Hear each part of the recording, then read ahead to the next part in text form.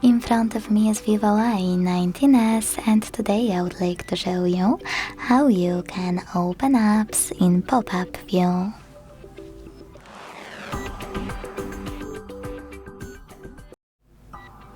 Begin by selecting an app you wish to use in this view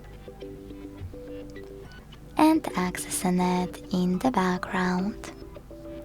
When you're ready, click on this icon at the top of it, the icon of an app, and select Small Window from the pop-up.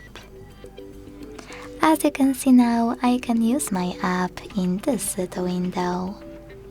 To move it around, hold this line at the top and drag it. To scale it, hold one of its corners and drag it as well. To use your app in full screen view, click on this icon at the top left corner. To turn it into a bubble, click on this icon of a line also at the top left corner. Then access your app by clicking on the bubble. If you want to close your window completely, just click on this X at the top right one.